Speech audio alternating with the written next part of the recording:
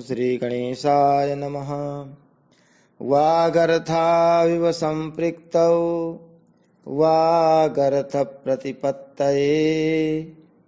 जगतः पितरौ वन्दे पार्वती परमेश्वरौ। श्रीमद्भागवत महापुराण दशम स्कंध 72वां अध्याय। पांडवों के राजसूय यज्ञ का आयोजन और जरासंध का उद्धार। ओम नमो भगवते वासुदेवाय। श्रीशुक उवाच। एकदा तु सभा मध्ये आस्थितो मुनिभिर्वृतः ब्राह्मणैः क्षत्रियैर्वैश्यैर्भ्रातृभिश्च युधिष्ठिरः आचार्यैः कुलवृद्धैश्च ज्ञातिसम्बन्धिबान्धवैः शृण्वतामेव चैतेषा मा भाष्येदमुवाचः।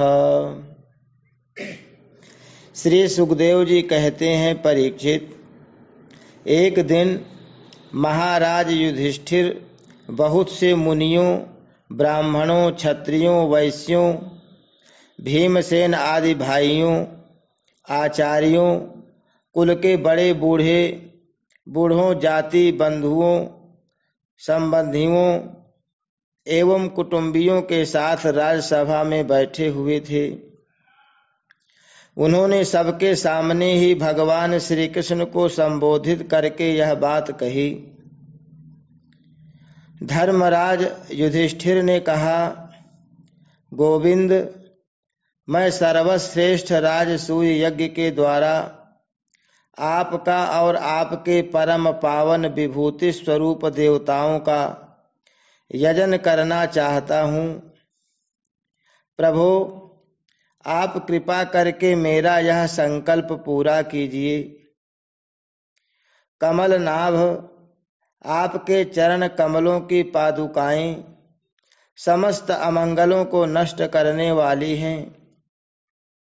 जो लोग निरंतर उनकी सेवा करते हैं, ध्यान और स्तुति करते हैं, वास्तव में वे ही पवित्र आत्मा हैं। वे जन्म मृत्यु के चक्कर से छुटकारा पा जाते हैं और यदि वे सांसारिक विषयों की अभिलाषा करें तो उन्हें उनकी भी प्राप्ति हो जाती है। परंतु जो आपके चरण कमलों की शरण ग्रहण नहीं करते, उन्हें मुक्ति तो मिलती ही नहीं, सांसारिक भोग भी नहीं मिलते। देवताओं के भी आराध्य देव, मैं चाहता हूँ कि संसारी लोग आपके चरण कमलों की सेवा का प्रभाव देखें। प्रभो, कुरुवंशी और सृंजय वंशी नरपतियों में जो लोग आपका भजन करते हैं और जो नहीं करते, उनका अंतर आप जनता को दिखला दीजिए। प्रभो, आप सबके आत्मा समदर्शी और स्वयं आत्मानंद के साक्षात्कार हैं, स्वयं ब्रह्म हैं। आप में यह मैं हूँ और यह दूसरा, यह अपना है और यह पराया, इस प्रकार का भेदभाव नहीं है। फिर भी जो आपकी सेवा करते हैं, उन्हें उनकी भावना के अनुसार फल मिलता ही है। ठीक वैसे ही जैसे कल्प वृक्ष की सेवा करने वाले को उस फल में जो न्यूनाधिकता होती है, वह तो न्यूनाधिक सेवा के अनुरूप ही होती है। इससे आप में विषमता या निर्दयता आदि दोष नहीं आते। भगवान श्री कृष्ण ने कहा, शत्रु विजयी धर्मराज, आपका निश्चय बहुत ही उत्तम है। राजसूय यज्ञ करने से समस्त लोकों में आपकी मंगलमयी कीर्ति का विस्तार होगा। राजन, आपका यह महायज्ञ ऋषियों, पितरों, देवताओं, सगे संबंधियों, हमें और कहाँ तक कहें, समस्त प्राणियों को अभीष्ट है। महाराज, पृथ्वी के समस्त नरपतियों को जीतकर सारी पृथ्वी को अपने वश में करके और यज्ञोचित संपूर्ण सामग्री एकत्रित करके फिर इस महायज्ञ का अनुष्ठान कीजिए। महाराज, आपके चारों भाई वायु, इंद्र आदि लोकपालों के अंश से पैदा हुए हैं।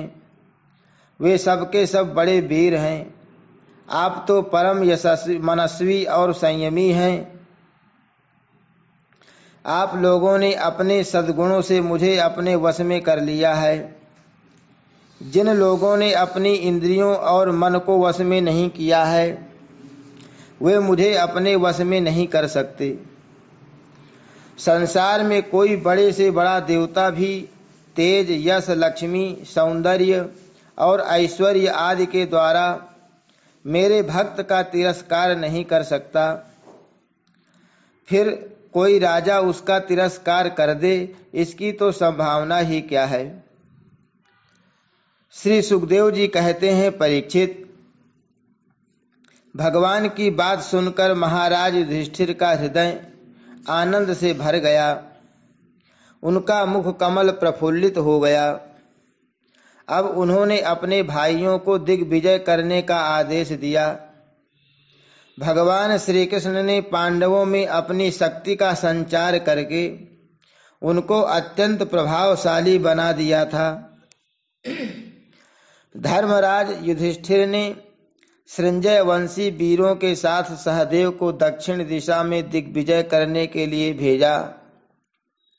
नकुल को मत्स्य देशीय वीरों के साथ पश्चिम में, अर्जुन को केकय देशीय वीरों के साथ उत्तर में और भीमसेन को मद्र देशीय वीरों के साथ पूर्व दिशा में दिग्विजय करने का आदेश दिया।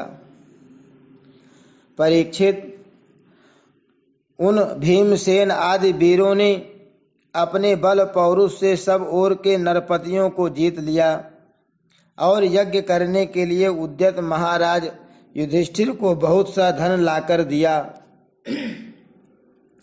जब महाराज युधिष्ठिर ने यह सुना कि अब तक जरासंध पर विजय नहीं प्राप्त की जा सकी, तब वे चिंता में पड़ गए। उस समय भगवान श्री कृष्ण ने उन्हें वही उपाय कह सुनाया जो उद्धव जी ने बतलाया था। परीक्षित, इसके बाद भीमसेन, अर्जुन और भगवान श्री कृष्ण ये तीनों ही ब्राह्मण का वेश धारण करके गिरिब्रज गए। वहीं जरासंध की राजधानी थी। राजा जरासंध ब्राह्मणों का भक्त और गृहस्थोचित धर्मों का पालन करने वाला था। उपर्युक्त तीनों क्षत्रिय ब्राह्मण का वेश धारण करके अतिथि अभ्यागतों के सत्कार के समय जरासंध के पास गए और उसे इस प्रकार याचना की, राजन, आपका कल्याण हो। हम तीनों आपके अतिथि हैं और बहुत दूर से आ रहे हैं। अवश्य ही हम यहाँ किसी विशेष प्रयोजन से ही आए हैं। इसलिए हम आपसे जो कुछ चाहते हैं वह आप हमें अवश्य दीजिए। तितिक्षु पुरुष क्या नहीं सह सकते? दुष्ट पुरुष बुरा से बुरा क्या नहीं कर सकते? उदार पुरुष क्या नहीं दे सकते?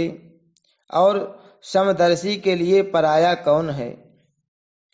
जो पुरुष स्वयं समर्थ होकर भी इस नाशवान शरीर से ऐसे अविनाशी यश का संग्रह नहीं करता, जिसका बड़े बड़े सत्पुरुष भी गान करें, सच पूछिए तो उसकी जितनी निंदा की जाए थोड़ी है। उसका जीवन शोक करने योग्य है। राजन, आप तो जानते ही होंगे, राजा हरिश्चंद्र रंतिदेव केवल अन्न के दाने बीन चुनकर निर्वाह करने वाले महात्मा मुदगल, शिव, बलि, व्याध और कपोत आदि बहुत से व्यक्ति अतिथि को अपना सर्वस्व देकर इस नाशवान शरीर के द्वारा अविनाशी पद को प्राप्त हो चुके हैं। इसलिए आप भी हम लोगों को निराश मत कीजिए। श्री सुखदेव जी कहते हैं, परीक्षित, जरासंध ने उन लोगों की आवाज, सूरत, शकल और कलाइयों पर पड़े हुए धनुष की प्रत्यंचा की रगड़ के चिन्हों को देखकर पहचान लिया कि ये तो ब्राह्मण नहीं, क्षत्रिय हैं। अब वह सोचने लगा कि मैंने कहीं न कहीं इन्हें देखा भी अवश्य है। फिर उसने मन ही मन यह विचार किया कि ये क्षत्रिय होने पर भी मेरे भय से ब्राह्मण का वेश बनाकर आए हैं। जब ये भिक्षा मांगने पर ही उतारू हो गए हैं, तब चाहे जो कुछ मांग लें, मैं इन्हें दूंगा। याचना करने पर अपना अत्यंत प्यारा और दुस्त्यज शरीर देने में भी मुझे हिचकिचाहट नहीं होगी। विष्णु भगवान ने ब्राह्मण का वेश धारण करके बलि का धन, ऐश्वर्य सब कुछ छीन लिया, फिर भी बलि की पवित्र कीर्ति सब ओर फैली हुई है और आज भी लोग बड़े आदर से उसका गान करते हैं। इसमें संदेह नहीं कि विष्णु भगवान ने देवराज इंद्र की राज लक्ष्मी बलि से छीनकर उन्हें लौटाने के लिए ही ब्राह्मण का रूप धारण किया था। दैत्यराज बलि को यह बात मालूम हो गई थी कि शुक्राचार्य ने उन्हें रोका भी, परंतु उन्होंने पृथ्वी का दान कर ही दिया। मेरा तो यह पक्का निश्चय है कि यह शरीर नाशवान है। इस शरीर से जो विपुल यश नहीं कमाता और जो क्षत्रिय ब्राह्मण के लिए ही जीवन नहीं धारण करता, उसका जीना व्यर्थ है। परीक्षित, सचमुच जरासंध की बुद्धि बड़ी उदार थी। उपर्युक्त विचार करके उसने ब्राह्मण वेशधारी श्री कृष्ण, अर्जुन और भीमसेन से कहा, ब्राह्मणों, आप लोग मनचाही वस्तु मांग लें। आप चाहें तो मैं आप लोगों को अपना सिर भी दे सकता हूं। भगवान श्री कृष्ण ने कहा, राजेंद्र, हम लोग अन्न के इच्छुक ब्राह्मण नहीं हैं, क्षत्रिय हैं। हम आपके पास युद्ध के लिए आए हैं। यदि आपकी इच्छा हो तो हमें द्वंद्व युद्ध की भिक्षा दीजिए।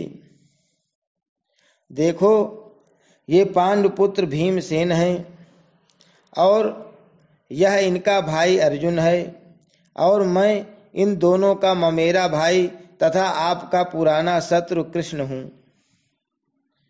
जब भगवान श्री कृष्ण ने इस प्रकार अपना परिचय दिया, तब राजा जरासंध ठहाकर हंसने लगा और चिढ़कर बोला, अरे मूर्खों, यदि तुम्हें युद्ध की ही इच्छा है तो लो, मैं तुम्हारी प्रार्थना स्वीकार करता हूं।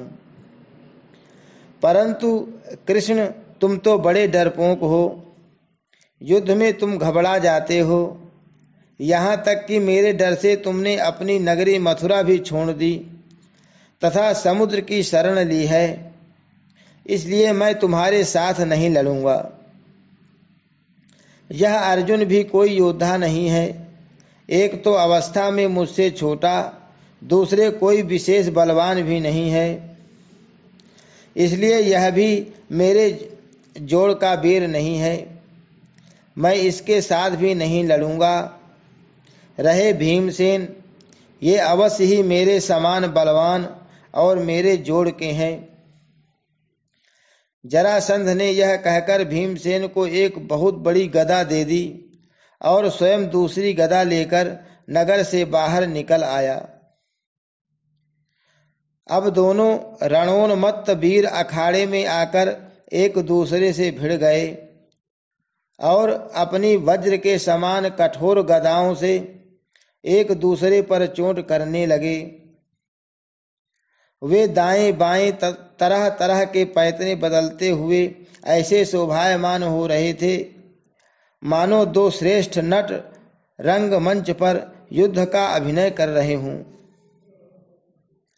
परीक्षित, जब एक की गदा दूसरे की गदा से टकराती तब ऐसा मालूम होता मानो युद्ध करने वाले दो हाथियों के दांत आपस में चिढ़कर चटचटा रहे हों, आपस में भिड़कर चटचटा रहे हों, या बड़े जोर से बिजली तड़क रही हो। जब दो हाथी क्रोध में भरकर लड़ने लगते हैं और आग की डालियां तोड़ तोड़कर एक दूसरे पर प्रहार करते हैं, उस समय एक दूसरे की चोट से वे डालियां चूर चूर हो जाती हैं। वैसे ही जब जरासंध और भीमसेन बड़े वेग से गदा चला चलाकर एक दूसरे के कंधों, कमरों, पैरों, हाथों, जांघों और हंसलियों पर चोट करने लगे, तब उनकी गदाएं उनके अंगों से टकरा टकरा कर चकनाचूर होने लगीं। इस प्रकार जब गदाएं चूर चूर हो गईं, तब दोनों वीर क्रोध में भरकर अपने घूंसों से एक दूसरे को कुचल डालने की चेष्टा करने लगे। उनके घूंसे ऐसी चोट करते मानो लोहे का घन गिरा रहा हो। एक दूसरे पर खुलकर चोट करते हुए दो हाथियों की तरह उनके थप्पड़ों और घूंसों का कठोर शब्द बिजली की कड़कड़ाहट के समान जान पड़ता था। परीक्षित, जरासंध और भीमसेन दोनों की गदा युद्ध में कुशलता, बल और उत्साह समान थे। दोनों की शक्ति तनिक भी क्षीण नहीं हो रही थी। इस प्रकार लगातार प्रहार करते रहने पर भी दोनों में से किसी की जीत या हार नहीं हुई। दोनों वीर रात के समय मित्र के समान रहते और दिन में छूटकर एक दूसरे पर प्रहार करते और लड़ते। महाराज, इस प्रकार उनके लड़ते लड़ते 27 दिन बीत गए। प्रिय परीक्षित, 28वें दिन भीमसेन ने अपनी ममेरे भाई श्री कृष्ण से कहा, श्री कृष्ण, मैं युद्ध में जरासंध को जीत नहीं सकता। भगवान श्री कृष्ण जरासंध के जन्म और मृत्यु का रहस्य जानते थे और यह भी जानते थे कि जरा राक्षसी ने जरासंध के शरीर के 2 टुकड़ों को जोड़कर इसे जीवन दान दिया है। इसलिए उन्होंने भीमसेन के शरीर में अपनी शक्ति का संचार किया और जरासंध के वध का उपाय सोचा। परीक्षित, भगवान का ज्ञान अबाध है। अब उन्होंने उसकी मृत्यु का उपाय जानकर एक वृक्ष की डाली को बीचों बीच से चीर दिया और इशारे से भीमसेन को दिखाया। वीर शिरोमणि एवं परम शक्तिशाली भीमसेन ने भगवान श्री कृष्ण का अभिप्राय समझ लिया और जरासंध के पैर पकड़कर उसे धरती पर दे मारा। फिर उसके एक पैर को अपने पैर के नीचे दबाया और दूसरे को अपने दोनों हाथों से पकड़ लिया। इसके बाद भीमसेन ने उसे गुदा की ओर से इस प्रकार चीर डाला जैसे गजराज वृक्ष की डाली चीर डाले। लोगों ने देखा कि जरासंध के शरीर के 2 टुकड़े हो गए हैं और इस प्रकार उनके एक एक पैर, जांघ, अंडकोश, कमर, पीठ, स्तन, कंधा, भुजा, नेत्र, भौं और कान अलग अलग हो गए हैं। मगधराज जरासंध की मृत्यु हो जाने पर वहां की प्रजा बड़े जोर से हाय हाय पुकारने लगी। भगवान श्री कृष्ण और अर्जुन ने भीमसेन का आलिंगन करके उनका सत्कार किया। सर्वशक्तिमान भगवान श्री कृष्ण के स्वरूप और विचारों को कोई समझ नहीं सकता। वास्तव में वे ही समस्त प्राणियों के जीवन दाता हैं। उन्होंने जरासंध के राज सिंहासन पर उसके पुत्र सहदेव का अभिषेक कर दिया और जरासंध ने जिन राजाओं को कैदी बना रखा था उन्हें कारागार से मुक्त कर दिया। हरि शरणम। श्री कृष्णार्पणमस्तु।